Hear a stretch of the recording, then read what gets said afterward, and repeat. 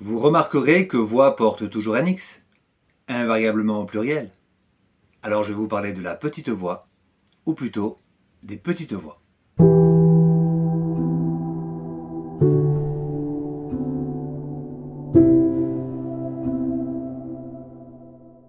Comme je l'ai un peu sous-entendu dans la dernière vidéo, je vais vous expliquer et raconter ma petite histoire sur la petite voix, et maintenant sur les petites voix, que je nomme plutôt connexion.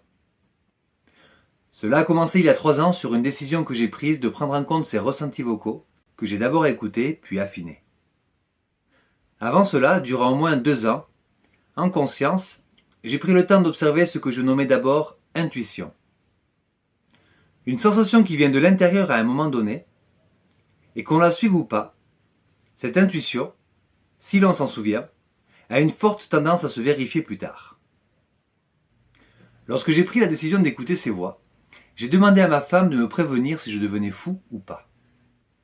Au Brésil, il parlerait plutôt d'un problème de possession que de schizophrénie. Une vision du monde plus religieuse que scientifique. Elle a joué le jeu, et j'avoue que je n'ai pas eu besoin de savoir si ce fut le cas, tant ma vie devenait plus acceptable. J'ai donc décidé, pour me concentrer totalement à cette aptitude, de faire un pèlerinage. Et j'ai traversé la France, depuis la Suisse, vers la Bretagne.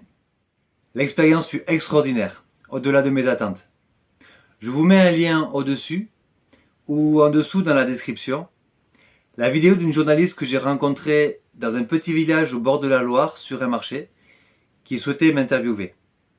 Cela s'est passé l'été 2023.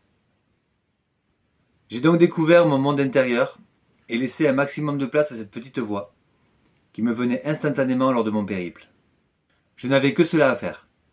Marcher, faire mon campement, me réapprovisionner, méditer pour calmer un peu le mental et marcher de nouveau. Sur la fin du parcours, il m'est apparu que la voix n'était pas qu'une, mais qu'il y avait plusieurs énergies différentes.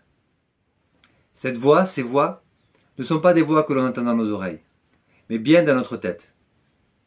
Comme lorsque l'on se parle ou que l'on s'imagine une conversation éventuelle avec une autre personne. Il faut y croire et vouloir les expérimenter pour pouvoir les définir comme telles. Plus tard, à mon retour vers le Brésil, j'ai utilisé l'écriture pour transcrire ces voix dont je peinais à croire et dissocier de mes propres voix mentales. Et par mon goût pour l'écriture, sa lenteur d'expression, le choix du mot juste, la concentration que cela demande, j'ai pu identifier chaque voix. Toutes ces énergies ou entités se sont présentées à moi. Et pendant plusieurs semaines, chaque soir, je me suis mise à cet exercice. Je ne rentre pas dans les détails pour le moment de qui cela fut et du contenu. Et encore aujourd'hui, lorsque j'en parle, j'ai plutôt tendance à dire « ils me disent » ou « c'est ce qu'ils m'ont dit ». Je ne cherche pas forcément à les différencier dans mes interactions ou mes connexions quotidiennes. Mais tout cela évolue encore aujourd'hui. Elles me parviennent une conscience plus grande, plus globale, à laquelle je me connecte, et sont très interreliées. Mais pour les curieux, je peux dire qu'il y a un guide qui aujourd'hui n'est pas le même que celui que j'ai connecté lorsque j'ai accepté d'écouter ces voix. Il y a ces deux entités qui font partie du même moi supérieur, une de mes grand-mères et son mari que je n'ai pas connu, un groupe galactique qui se prénomme les 12, Jésus, Marie, Dieu, mon moi supérieur, et un Indien qui vit à une autre époque, proche du lieu où je me trouvais en Amérique du Sud. Et d'autres, comme un peuple vénusien qui s'est présenté il y a peu, et je sais qu'il y en aura d'autres, et il y en a eu d'autres. La relecture de ces textes était impressionnante de vérité et d'amour. Et ce qu'ils me transmettaient se vérifiait par la suite. Maintenant, je vais vous le présenter comme ceci. Ces voix, ces intuitions, se situent dans un espace plus grand, un champ de conscience plus global auquel nous avons tous accès. C'est une réponse qui vient instantanément, une réponse irréfléchie, une réponse qui vient avant même que nous ayons fini de poser la question. Une réponse qui vient du cœur, de l'âme, d'une guidance, qui se perd la seconde après que notre mental, notre cerveau, ait pris possession de cette question, avec nos doutes, nos peurs, nos c'est pas possible, nos limites.